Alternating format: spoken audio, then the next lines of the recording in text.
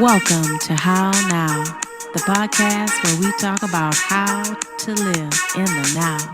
And here's your host, Kim Martin Raymond.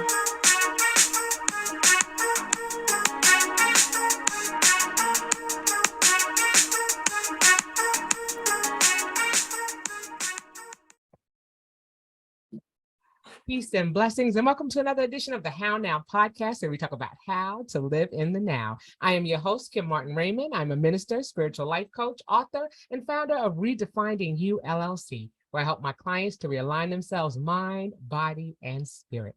And welcome to another edition of the show. If you are new to the How Now podcast, welcome to the How Now family. Be sure to go over to www.hownowpodcast.com and make sure that you click on one of the podcast platforms of your liking, and make sure that you subscribe, like, follow, and share, so that way you know when the show is airing and you can catch some of our shows in replay.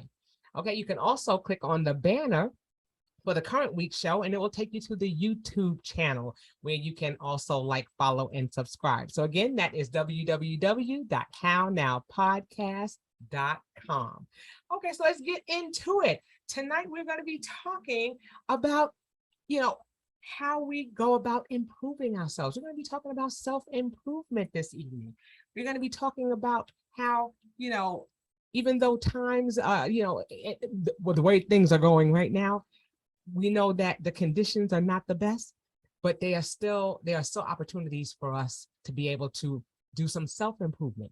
Even when it seems like things around us are not getting better, we can still do things better for ourselves. And to help me to talk about this evening is my wonderful guest. And as is customary with the How Now podcast, I'm going to have him to introduce himself at this time.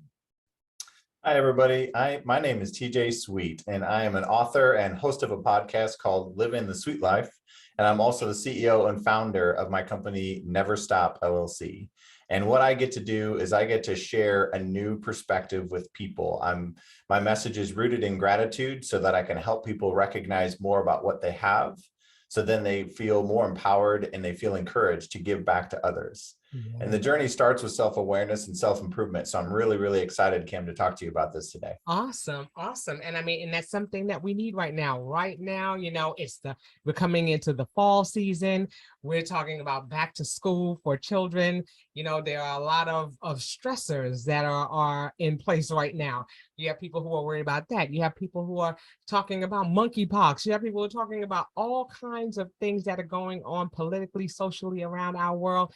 And so stress levels are high, and we definitely need to figure out things that we can do to help us to self-regulate, because a lot of that is key and critical, because you have people out there, doing some things that are out of pocket because of the stressors that they are experiencing. So let's roll back a little bit and talk about some of the things that you were doing prior to the pandemic, and then we'll talk about what happened once the pandemic hit. Absolutely. Yeah. So I do a lot of keynote speaking and life coaching and personal coaching. I do a lot of different workshops. I do a lot of mentoring with groups and individuals. And so a lot of that kind of became pre-COVID. It was kind of something that high performers, people who were just curious about self-improvement, were most of the clients I worked with. And it was companies who wanted to pour back into their employees to make it a great place to work. Those type of groups is who I was working with before. Awesome. But what shifted is during COVID, it went from being something that we should be doing to something that we must be doing. Yes. Because we needed to find our brains. We needed to kind of get out of our heads and back into our hearts during COVID. We needed to connect with each other in new ways. And technology allowed us to do that.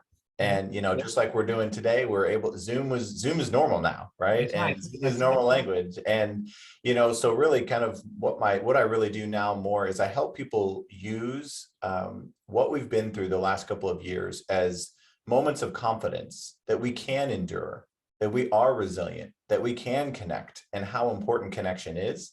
And we do that through different things. And a lot of it is a self-check with ourselves to see how we're actually doing, so that then we can feel more apt and more able and more full, so that we can check on other people. Because there was a lot of uncertainty during the pandemic. And one of the things that I talk to people about the most is a gratitude practice. Now, it's a little twofold. So obviously the idea of appreciating what you have while you work for what you want is important. And we've known that forever. But what gratitude actually provides to us, it's been the most important thing that I've had the chance to talk to people about during this COVID time, is it provides certainty. So in the times of looking around and wondering what's true and what's a lie, and is it going to affect me, and is all these different things happening, when is it going to open back up, like all this uncertainty of even timing. When we're grateful for something, when we're actually practicing the habit of gratitude, we build confidence that our life is a little bit more certain. There are things that are uncertain, but our life isn't. And our purpose in our life isn't uncertain.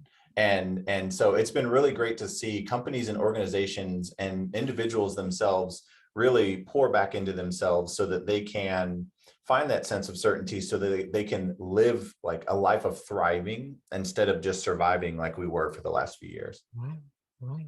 I mean, and that's been something that's critical. I think that the whole pandemic has caused us to have to sit down with ourselves and really check in and say, okay, and I think there's a little discomfort that comes with that, because some people were not comfortable sitting with themselves and saying, okay, well, who am I, and what is my purpose, and what am I seeking to do, and is what I've been doing something that I'm supposed to be doing all this time. And so we've had a time, I think it's been a high time of personal pivots.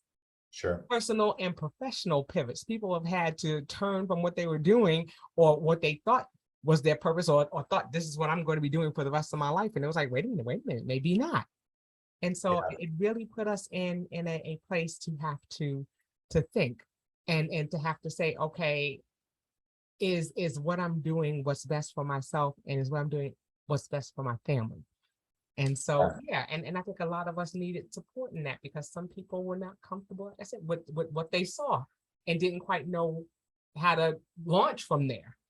Right. So talk about how things changed with your clientele when those things started happening. You said that there were more professional people that you were working with, who were just interested in helping to promote and retain for their businesses. And then how did things start to shift afterwards? Yeah, so it's the most important thing that I've seen is people started to talk to each other. I get to talk to people in the most human way possible. I talk to them about what means the most to them. I point back to keeping the important things as the important things. So while I talk to businesses, I'm not talking to businesses in my brain, in my heart. I'm talking to somebody. Right. And they're starving for wisdom, not information, right? These days, information's everywhere, but they're starving for wisdom of how can I pour back into my family now that our family is different? And now that, it's school's different. And, we just had this, relationships are different. And we've had to, like you said, self-reflect, but people are more hopeful now than they used to be, but I call it out. And then my goal really is, when I work with clients and just anybody, even leaders and coaches, is I help them kind of move some things out of the way and help them see, so that when we talk about self-improvement, it's a matter of, it's not from a space of lack. It's not that I'm not good enough. It's not that I don't have the tools. It's just, I forgot that I had them. And I point people back into recognizing more about who they are, instead of this constant focus of who they aren't. Right. And COVID helped us do that more, because we, like you said, we had to sit with ourselves. We often, the things that we prayed for and wished for during the pre-COVID, Right. I want more time with my kids. Well, your kids are getting homeschooled, so guess what? You got it, right? And then it's like, I don't want any more time with my kids, right? And so it's a matter of, we had to kind of, my biggest thing is I point to people and say, who was with you and who means the most to you? Because that's who you got to spend the most time with during that pandemic. And maybe that pandemic didn't do anything other than show you what you already have and actually what you need. That's right. So, and helping people see that to have them want the things they already have more than the things they think they need, right? Because there's that sense of lack and this pursuit of all these things that are going to bring us happiness. So the people that I get to work with and talk to the most, self-improvement is leading into relationship improvement. It's leading into health improvement. It's leading into mindset. And so you talk about mental health as well as something that we've kind of had to talk a lot about. And I reframed that a little bit too, because mental health and finding a therapist and finding a coach, before it was when you have a problem, go see one. Right. Now people see it as a necessity to maintain a great quality of life. Absolutely. Which we both, I'm sure both of us agree on that concept of, Right. come to me when you're inspired and encouraged, and then we can really make some big progress. Absolutely. Absolutely. Yeah. I mean, I think it's one point, you touch on some very valid points. The first one being gratitude, just like you said, and that's something that was starting to surge a little pre-COVID and became even more so a buzzword afterwards. People were like, gratitude journals. Make sure that you're talking about at least 3 things that you can be grateful for at the end of every day. Write those things down, or start out your day with things that you're grateful for. Even the smallest things, like, I was able to turn on the lights and it came on, the bill was paid. How about that?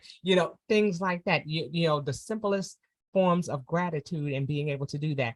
And then again, and this is something that is dear to my heart as well. When we talk about, gaining wisdom, that's important, because we always talk about, when the pandemic hit, we were operating from a space of fear, because we in uncertainty, we didn't know what was happening or what was going on. Then we began to start looking into knowledge and started saying, okay, what is the CDC saying? What is the World Health Organization saying? What are people saying about what it is that we should do now that we're realizing that we're in this pandemic? What do we do? And people started educating themselves and trying to figure out what it is that they're supposed to do. And then you had those who gained some growth from it, who are reaching back to help those who were still struggling in those spaces of fear and in those spaces of learning, and saying, okay, they were those people who were making masks and teaching people how to make disinfectants and things like that when times were getting critical and things were not on the shelves and easily accessible to people. They reached back and they helped.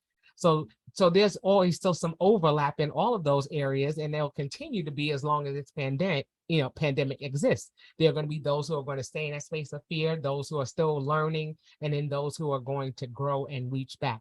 So it's important to gain that wisdom. And then you talk about mindset. Mindset is huge. And just like you said, it's a reframing. It's how you say it. It's not talking about what you lack, but talking about what you have, and that's something that is so critical when we're talking about any aspects of our wellness journey. And, I can speak to my own wellness journey. I've talked about the weight loss that I've had and the mindset and what that looks like, and I don't sit here and talk about, well, I can't eat this, I can't eat that, I can't have that. And then, I'm not supposed to have that. I talk about the things that I can have.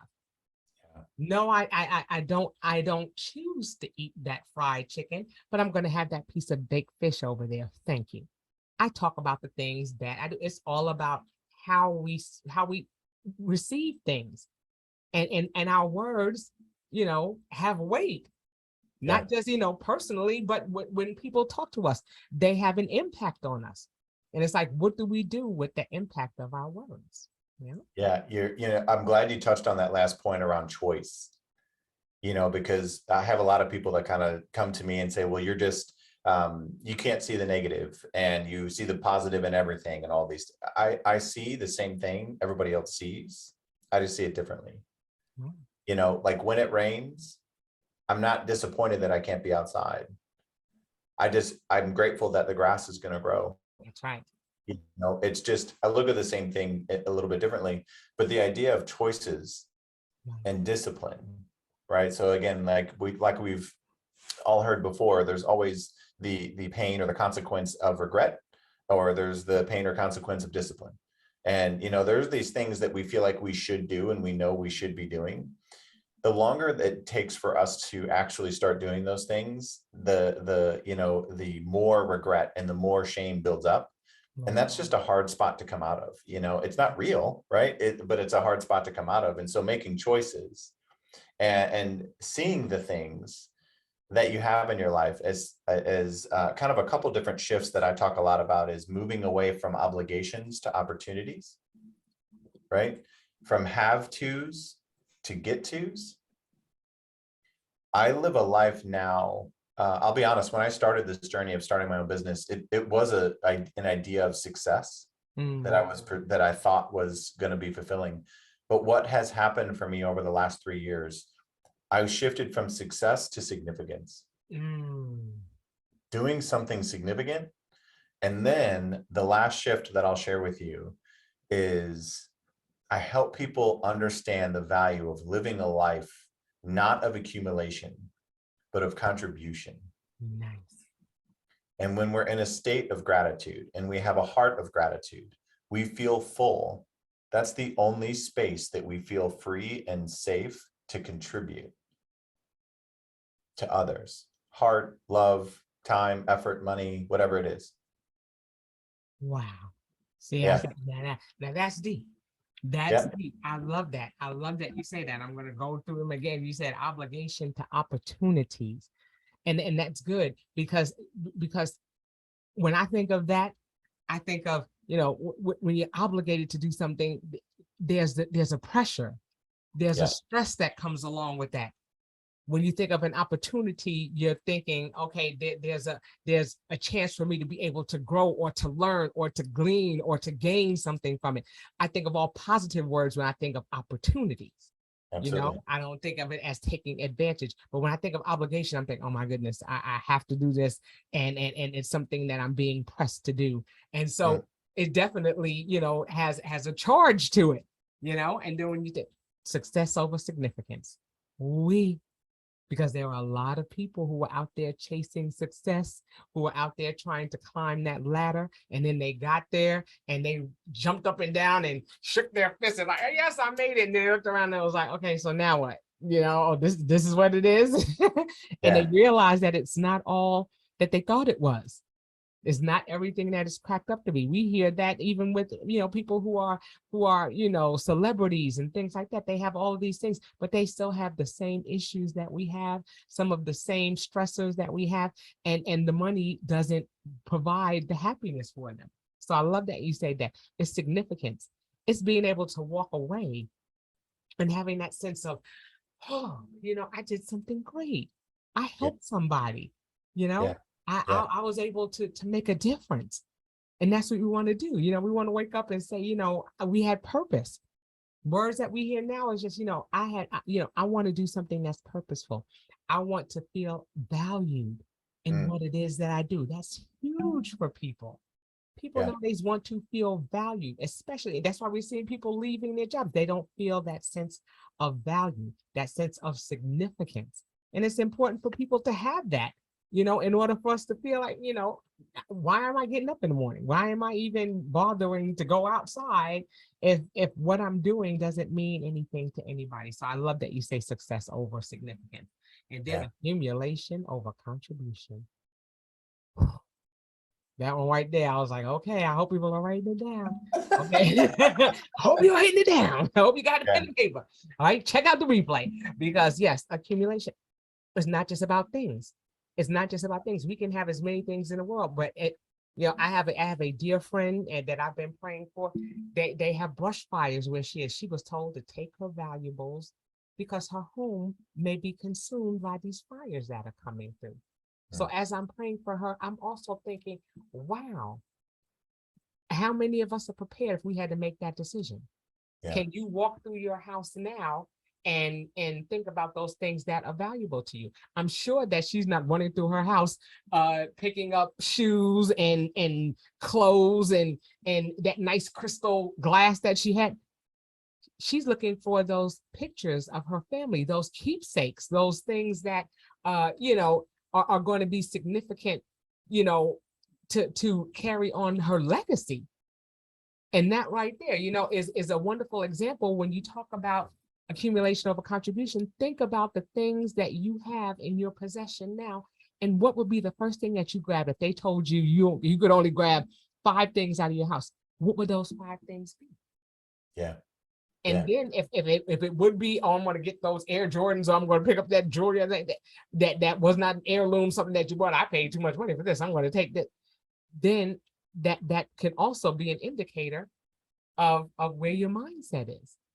You Yeah. know, are you focusing on the things that you're accumulating, or are you focusing on the things that you can contribute, the things that are going to be critical in moving you forward or moving your legacy forward? We should be setting, a mantle for those who are coming behind us, you Absolutely. know? And so, Yeah. I mean, I think that is critical. So I love that you bring up those points. Those are important for us to consider. Yeah, and it can be the same thing that you put in the left category of success. You can put that back into significance. Mhm. It just becomes less about you and more about us. Yeah. And like that's the thing that makes people read more, give more, do more, be more, whatever the thing is knowing that it matters to someone else, Yeah. not in the sense of status, but in sense of meaning. Yeah. And a little simple example of this that I give all the time is our capabilities and potential to wake up early in the morning, right? And I know you travel a lot and you're doing a lot of amazing things all over the place, Kim, and thinking about, we've all had that flight at 6 a.m. Yes. and we say we can't wake up at 4 a.m. on a normal day, but for some reason that day we wake up at even 3:30 because we don't want to miss our alarm, right? Right. We wake up early and then we make it to the airport, we get on that plane. But why? What was the difference between that day and the previous day? Purpose. That's We right. woke up knowing that what I was me waking up early mattered. Right. So if we can align our habits, our morning habits, our nightly habits, whatever it may be, to an outcome that we want that next day, it becomes easier. So it's attaching meaning and purpose to an activity, to a moment, because you don't want to miss that flight, That's and right. so for that person out there who has the quote unquote 8 to 5, 9 to 5 job, what is it about that job that you'd wake up early for? Right. Like that's what we need to be waking up for, instead of that I have to go to work. And if you feel like you have to go to work and you don't find value in it, think about what the job provides for you. That may be the first big step to Right. help you understand what you could be grateful for about the job. That's it. If the money that you get from that job helps you provide for your family and you're grateful for your family, you'll see that that job's actually not such a bad thing after all. That's right. That's right. And I love that you mentioned that, because it is important. Yeah, it goes back to our why. Everything Absolutely. is about why. And the Bible talks about us being childlike in our thoughts. Okay. And what is something that children always ask? Why? Why? And we have to be able to identify or go back to or revert back to that why. Why Mm, am I doing this? What is the purpose behind me doing this? And then you want to make sure that you have a good enough answer for that, And I said, if you're stretching and you're reaching, but I love that you say that. What is it? You attach purpose, or you attach, something to that task that makes it relevant, that makes it necessary. Just like you said, if you can't, then it's time to start rethinking and start yeah. grouping and saying, okay, well, wait a minute now. Let me make sure that this is what's going to be best. Yeah. Just like you're talking about, if that money is providing, for your family, yes, that's a good thing. But suppose it's keeping you away from your family so Absolutely. much so that you're not able to be present with them. So there's all of those considerations that come up. But the one thing that resonates as you're speaking with me is empathy. When we Mm, talk about never discounting how other people feel, but doing things, for other people, it means the world to them. They don't feel as though their feelings or their thoughts or their needs are being discounted, or they're being extra, they're doing too much. We hear that all the time. And the realities, or the situations that are happening to these people, it's real to them. And yeah. we have to take into consideration that the things that people are experiencing are real. And when we discount that, or when we, make light or fun of it, that doesn't make that person feel significant. It Yeah. doesn't make them feel valued. It doesn't make them feel as though, anybody cares about them. And Yeah. then that's where we start looking at the gaslighting, and you hear a whole bunch of mental health issues and things that are coming up as a result of people, having that lack of empathy. Yeah, yeah, and I'm glad you brought up empathy, because I think one of the things that when I get to talk to people about their lives in general, I listen. I don't give advice, because that moment I want people to feel seen. Yes. I think ultimately that's really what we want when we share our concerns, our adversity, our challenges, our insecurities, our vulnerabilities, all these different things, is see me as me, not as you think I am, not as you think I should be, but just see me as me and meet me there. And, I had a conversation with somebody today, and I just said, I want you to feel all of your feels. Right. And then I want that energy inside of you to think about yourself, think about how you can move forward. Right. Because those emotions that we numb and shove away are actually the ones we end up keeping. Right. Right. So it's just super important to feel where people are. Right. And like you said, it's not about, if somebody's going through something tough, it's not helpful to say, well, you'll get through that. Right. Right. It's a matter of like, that has to be hard Right. to go through that, and then you kind of give some sort of, again, empathy and love and attention, and just saying like, I'm here. Right. And I'm acknowledging that this Yeah. happened to you, and I'm sorry that it happened to you, and we may not have the answer, because as nurturers, as coaches, as people, even for women especially, we want to nurture, we want to, and then men as well, we want to solve, they want to solve the problem. Sometimes, some people just want that listening ear. They want somebody just to hear them. Like you said, I just want to be able to talk it out or talk through it, without the interruptions, without the filters, because we tend to do it. We make things more grand than they are. And it's interesting. I just did a training not long ago, and we were talking about children and children's stresses versus our stresses. We were talking about 2 and 4 year olds and things like that, and talking about like a child who falls and they scrape their arm, and they're just like, oh my goodness. And we're ready to pull out the gauze, call 911, start a cast for them and everything. And all they wanted you to do was just kiss the boo-boo. Yeah. Just wanted you to kiss the boo. And then they skipped off and everything was right with the world. And here it was, you were standing there with alcohol and all kinds of antiseptics and everything. And that's just not what they needed. Yeah. We have to be willing to step back and, just like you said, lend that listening ear, and to be able to say, okay, I hear you. And not always be so quick to solve the problem for them, but to let them hear it, because that's where those ahas come through. You start talking and you're just like, oh, you didn't realize that the answer was right there, but you just needed to talk it out. And I think that lends to the importance, like you said, of having people in your circle to support you, whether it be close friends, somebody who you can confide in. And then if that's not possible, then to have people like ourselves, coaches, people that are willing to step in and stand in the gap and be that listening ear, and not always be that person and say, well, this is what you should do, or I think that you should do this, or, I feel that you fall on this spectrum, that spectrum. Yeah. That's not our role. Our role is to have that empathy and to say, okay, I hear you. Yeah. That's the worst thing, not being heard. We have too many people that are being silenced. Yeah. Know how to speak up for themselves, and they, children that don't get to speak for themselves turn into adults that don't speak up for themselves or defend themselves, and that's a terrible space to be in, when you feel that you can't say what's on your mind. It messes with your homeostasis. That's right. All that balance that you have, because you're suppressing everything. Just trying to man up, don't cry. Be a big boy, suck it up, buttercup. All those things, they're not helping us in being able to heal. And so it's important. It's important that we're able to get to that space of being able to speak freely and to talk about what it is that we want and things that we need. Yeah. Yeah. So a thought that I've never had before that you just said, that is just like a light bulb moment for me. So the kiss the boo-boo moment is, you're okay. You're not numbing anything. It's acknowledging. But I would think as a child, because I remember doing this, if that's what we did as the adult, we said, it's going to be okay. So as adults to another adult, how can we say it's going to be okay?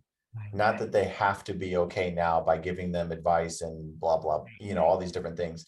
But oftentimes I think people say the, yeah, me too. Like, oh yeah, trust me, I've been through that too. That's right. But all we're really trying to do in that moment is say that we heard them. Right. When all we really need to just say is, I hear you. That's right. We don't have to relate by stacking our story on their story. And we do it all the time. Because We that's stack stories better than everybody. Yes, we've been taught that that's how we connect. You know, in order for you to connect, you have to experience what the other person has experienced, and there may be some variables, but that's what connects us.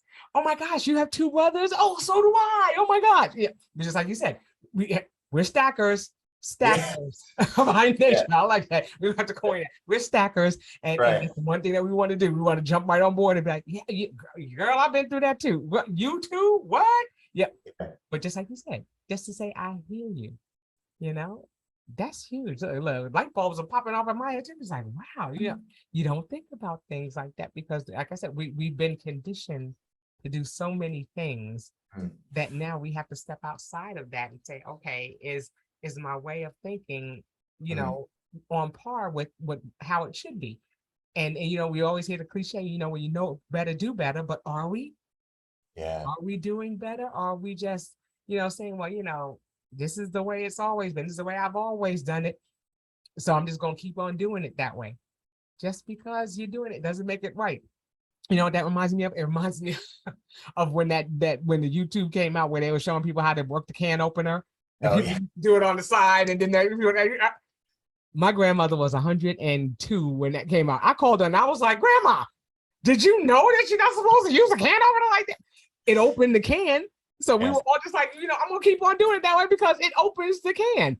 But when they showed me, we were all just like, oh, are you serious? Yeah. But sometimes even when we know better, we still say, well, no, you know what? I've been doing this. I'm just going to keep on doing it. Like, that whole, if it ain't broke, don't fix it. But sometimes there's a better way to fix it. And we consider that. So, I love that I love that we have spaces like this and that we have conversations like this where we can see things from a different perspective and say, I didn't think about that. Or, I need to probe a little deeper. I need to dig a little deeper. And I think that that's a big part of self-improvement too, being able to be open enough to receive new ideas and new thoughts. And I want to touch a little bit on that. Let's talk a little bit about that whole idea of self-improvement and what that looks like. Yeah. So to kind of use this bridge that you just talked about of knowing better and doing better, because that gets heavy. When we know better, but we don't do better, it gets heavy over time. And whether it's mindset of, I know I should do the journal. I know I should do the gratitude. If it's, I know I should meditate. I know I should sit in an ice barrel to do whatever, right? Like, I know I should eat more vegetables. I know I should drink water. The identity that we get in that moment is I'm somebody who knows better, but it's not disciplined enough to do better. So what I talk to people about is the actual bridge between knowing better and doing better is purpose. Why does it matter that you do better? Once you do that, it's easy. It's a game changer, right? And so the idea of self-improvement coming from a place of self-love, not self-hate. Getting better, not because you're not enough. It's a matter of improving in some way all the time because it invigorates us. The idea of progress, the idea of getting better is exciting for us. If you say you have a weight loss goal and somebody loses 10 pounds, when you get to 10 pounds, now what? Well, really the thing that's the most important is how you got there. Right. Because that's the skills and the things that you're going to learn to maintain the self-improvement. And I've had some coaches and mentors and trainers along the way, and they said, I want you to have as much passion about maintaining your improvement as you did improving in the first place. Because I'm sure we've all lost the same 10 pounds over and over and over again, right? We've all made some money, saved some money, spent the money. Now we need to save the money again. Like this whole idea, like this exciting thing of starting over. But what if we had that same excitement about maintaining it? We were present in the moment, in the now, enough to recognize what got us there so that we can keep doing it. That's huge.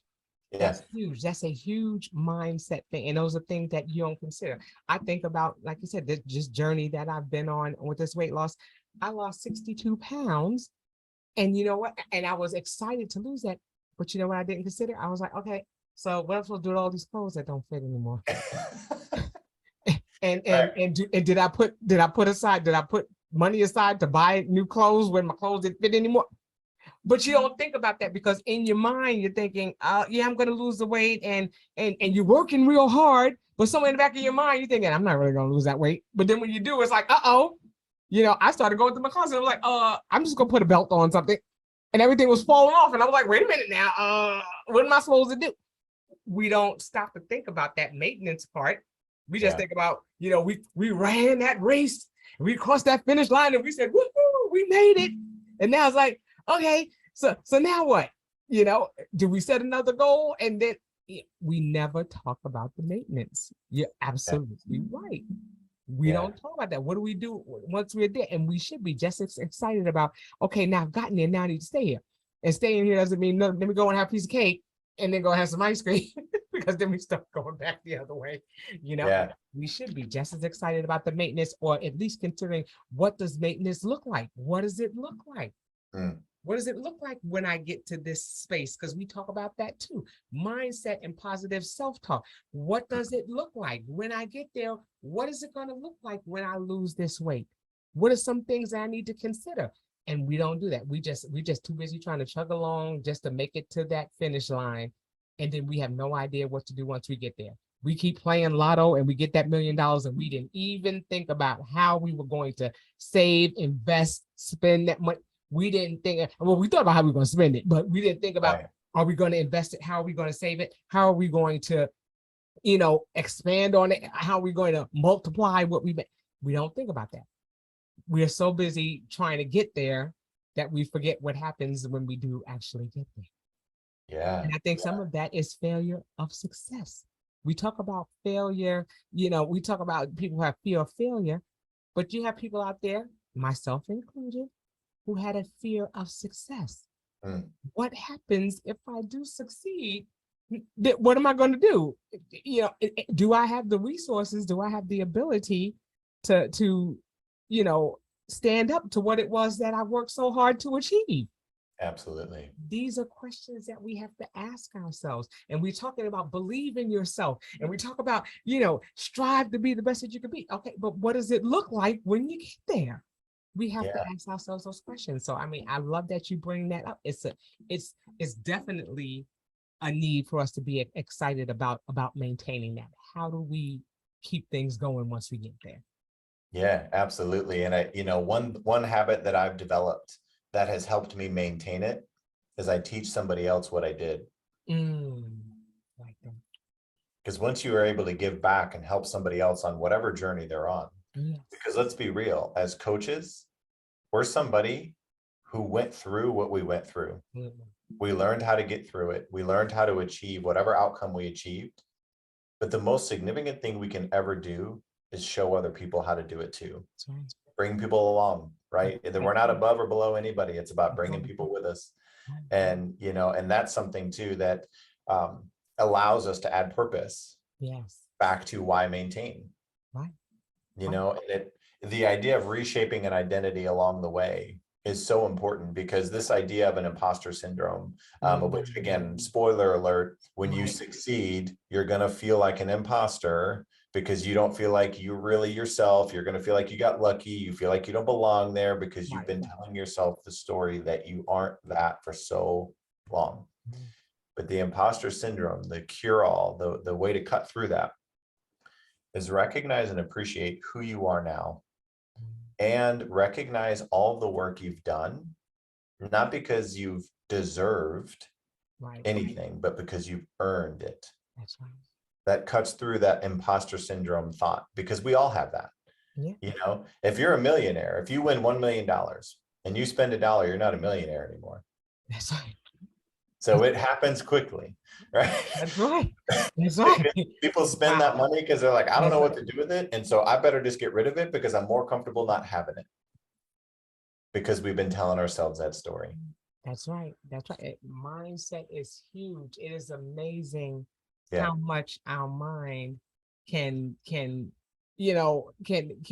block or put barriers in our way from being able to be successful, from being able to believe. We believe, but in the way back in our mind, it's like, yeah, okay, yeah, but it's still a dream. Yeah. Yeah, okay, I believe in me. You put up all the signs, you got sticky notes all over and all these things like that, but you don't really believe it. You don't Yeah. really believe it because when it happens, then you're shocked. Why should you be surprised? And that's one thing I get again with my journey. I'm working out, I'm eating right. Why did I think the weight wouldn't come off? Yeah. If I was doing everything that I was supposed to be doing and I'm breaking my neck trying to make sure that I'm doing all the things and I'm educating myself, I'm doing things. Why do I not think that the success that comes with that is going to come? Yeah. We just sit there and we go, oh, maybe it might happen. And then when it happens, like, oh my goodness, I can't believe that I lost all that weight. What were you doing for the last 6 months? Right. Yeah. Eating lollipops, so it's a lot. It's a lot to get in that frame of mind. And Yeah. so I think the thing that's important for us to remember is that, it's baby steps. Mm. Because I think we perfect example again with the weight loss. You have people say, oh my goodness, you lost so much weight. How'd you do that? And then you start running off a litany of things that you did. Well, I eat right, I'm this, I drink water, I this, that. So you go through and you give this whole long laundry list of things that you've done. And then that person sits back and they're overwhelmed, like, oh my gosh, I can't do all that. You didn't just say, well, you know what? I started out just, instead of drinking 1 glass of water, I drank 8 glasses of water, or I drank 4 glasses of water. We take them right to the end and give them a litany of everything that we ever did in order to get here. And then that person feels nothing but a sense of overwhelm. And they're just like, okay, well, no, I can't do all that. Sure. and they back up. And so it's just a matter of, as we're going towards those steps of self-improvement, that we're careful to take our time and to realize that it is we always talk about it's a marathon, it's not a sprint. We're always trying to do everything up front. And it's like, okay, can we just do one thing? Can we just take one step at a time and say, okay, well, let me try this first. Can I find a piece of paper first before I start talking about buying a journal? Some people are just stressed at having to go to the store and buy a journal. Do you have a piece of paper and a pen? Can you just write down one thing?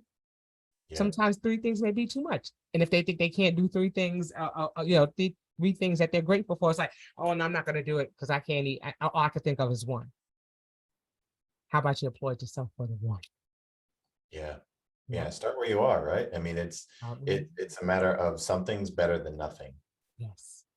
Always, and there are times when we maybe have a plan to do an hour-long workout or whatever it may be, but we only have 30 minutes. Right. So we just don't do any workout because I can't do the full workout. Right. Like we say that now and people listening are like, well, that doesn't make sense. But Let me ask, how many times have you been that person where if you can't do the whole thing, you don't do anything? Right. Or you start your diet on Monday, even though it's Friday. Right. I'm like, well, there's no sense in starting on Saturday. I'll just start on Monday. Putting it off for what? Right. What's this diet on Monday thing? Like Monday, we're not in the best state of mind anyway. That's the worst day to start a new habit. There's so much stress for most people on Mondays. I'm gonna find everything on Monday not to do it. Right. I'm setting myself up. I'm like, okay, well, it was just too early. I had the whole weekend. I forgot. Yeah. We'll find everything that we are the self-sabotage people of the universe. We'll set ourselves up for failure, or like I said, just set ourselves up for thinking that, I just can't do it. I just can't. Yeah. But it all starts with, again, like you said, the mindset. What can we do? What can we do? Yeah. So as we start wrapping things up, let's talk a little bit about some things that, people who are just now saying, okay, I'm hearing what you guys are talking about. I need to do some self-improvements. I need to make some personal and professional pivots in my life. Where do I start? How do I begin? Yeah. Yeah. That's a great segue into this last, kind of call to action. Yes. Right. because we need to take action when the energy's high and we're inspired. That's the time to take the most action. And it really is kind of sitting down and looking at kind of 3 different categories that this is how I talk to people. I talk about, what does your life look like now? What do you want your life? This could be your relationships, your heart, your finance, your stress, your career, your flexibility. I don't care what you're going to say, but what part of your life, how does it look now? What do you want it to look like? And then what things are you doing to move it from what it is to what you want it to look like? Empower yourself. And then, like Kim just said, start with one of those things. Don't try to fix or improve 12 things at once. If you could have done it up to this point, you would have done it up to this point. So just start with one, because you don't get to 12 without doing one. Exactly. And the other piece of this, and this is something that has been transformative for me and why gratitude is my purpose in sharing this out to the world, is I think we all want to have more memories. These days go by fast. So what can we start doing now to be more present? So when you talk about be in the now, one of the things that I get to share with other people is this idea of turning a moment into a memory by being grateful for it. Because if you stop and think about the things that you remember the most about your life up to this point, you know, the things that you just feel so fond of are typical moments that we were grateful. Time with family, time with loved ones. We think about the people that we've lost, or we think about the people that we still have in our lives.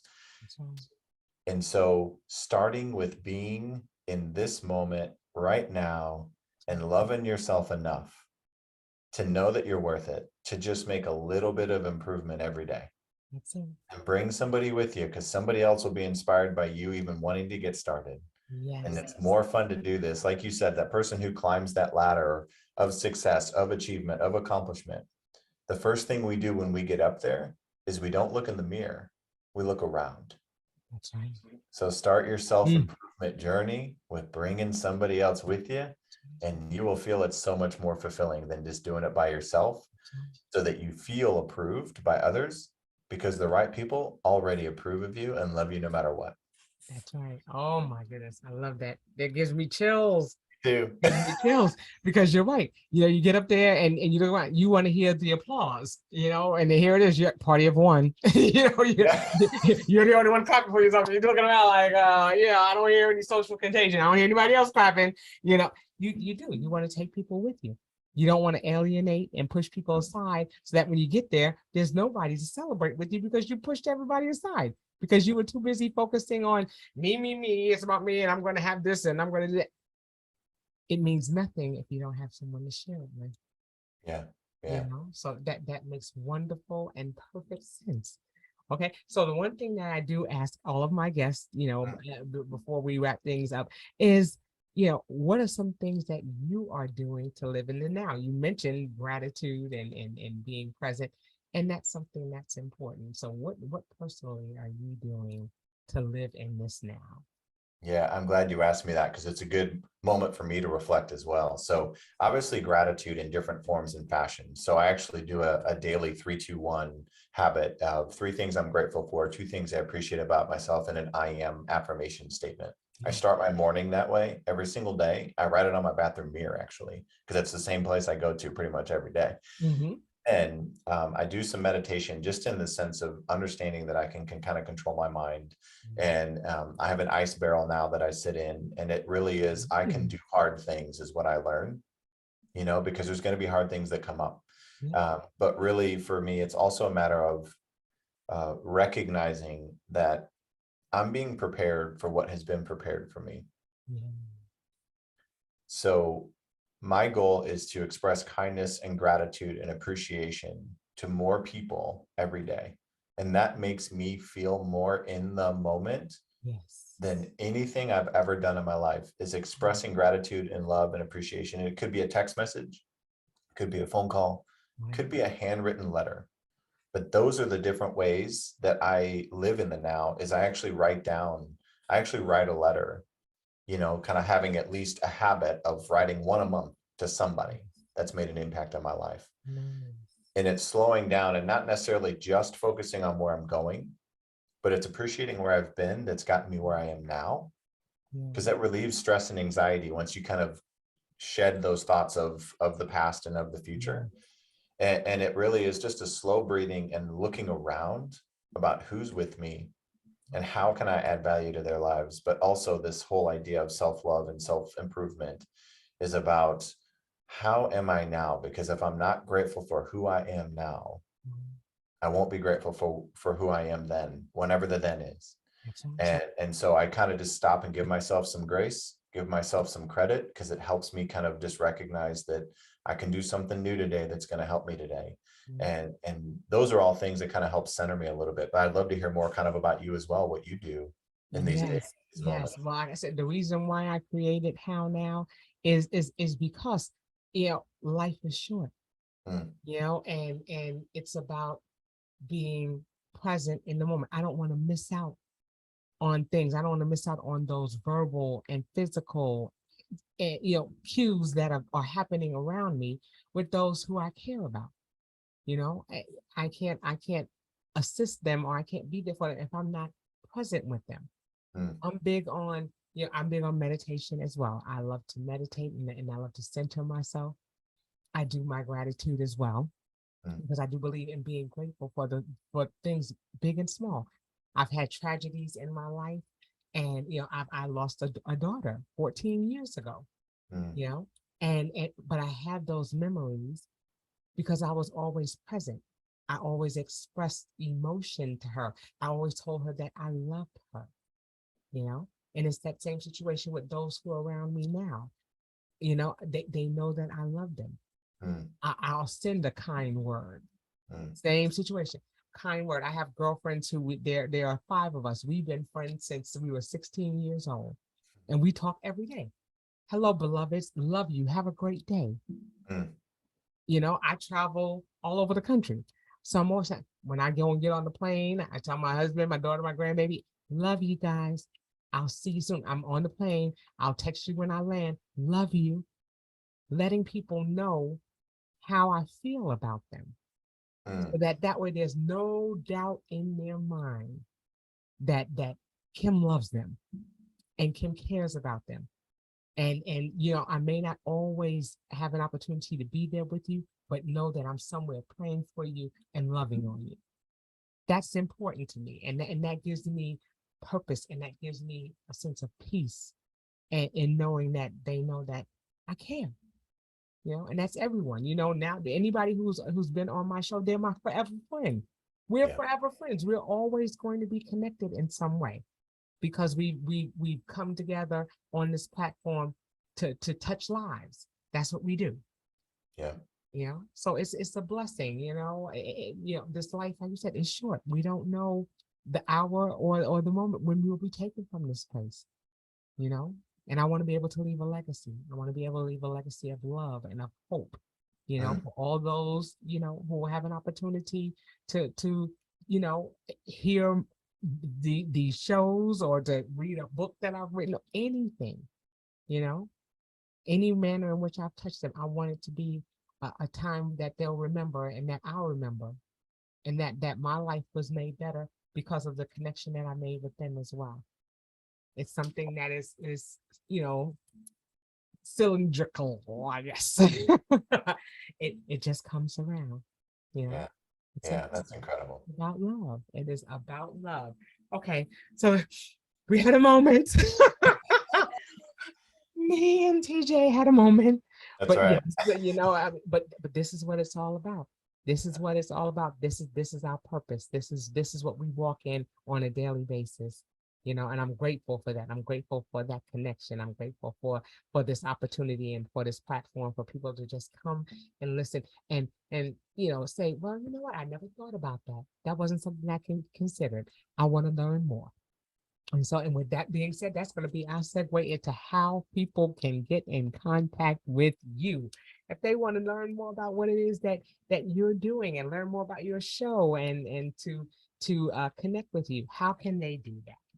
Absolutely. Yeah. So I appreciate the opportunity to kind of share this and reach out to your listeners as well. So my website is tjsweet.net. So it's tjsweet.net. And then on social, again, grateful for my name. It's unique enough. There aren't too many of us. So if you just look up TJ Sweet on Facebook, Instagram, and Twitter, again, it's all capital T, capital J, and then Sweet. There's underscore after some of those. But really, the best email as well is tj@tjsweet.net. tj@tjsweet.net. And yes, I have a team that I get to work with, but if you all reach out to me, you're going to get me. And because I care about every single one of you in different ways, and I want to be able to serve you all, in the best way possible. And I look forward to the opportunity to connect with any of you. And again, obviously, anybody who's getting to listen to this and gets to know Kim, consider yourself grateful, because she's incredible, and I'm grateful that the fates conspired for us to meet. Yes. I'm grateful that we're arranged to do this. I learned a lot from you, and my life is better getting to know you. So I appreciate that. Thank you so much. I appreciate that. It's nothing but a love fest here. It's nothing but love. That's what we do. That's what we do. Again, so that's tjsweet.net. And like I said, when the show airs, we will have those contacts available with the posting of the show. So that way you'll be able to get in contact with TJ and to hear and see all the wonderful nuggets that he has on social media. I absolutely love them. I'm gonna sit there, I'm like. So make sure you do the same. And no one is ever a one and done guest on this show. You are always welcome to come back, because what's happening now may not be what's happening a week from now, a month from now, a day from now. So you're always welcome to come back and share things that are going on with you personally, professionally. We'd love to hear it and be a part of your journey and your experience. So again, thank you so much for being with us, TJ. I appreciate it. I appreciate you taking time out of your schedule to come and help us on that road to self-improvement. Okay, so are there any other parting words that you have for our listeners before we go? Yeah, no, Kim, I appreciate you. And it really is just a note to the listeners of, you're not stuck, you're capable, you're strong, you're significant, and you're able to do great things. And sometimes the only thing preventing us from that is ourselves, and we just need to move some things out of the way. So I just encourage you to get started, to love yourself enough, to love the people around you enough. And, obviously the name of my business is Never Stop. And that's the reason why, is just to give people hope to just keep going and know that it's worth it, and you're making a difference in the world just by being yourself. That's it. That's it. All right. You heard it right here from Mr. TJ Sweet. And that will do it for this edition of the How Now podcast, where we talk about how to live in the now. And until we see you the next time, I say peace.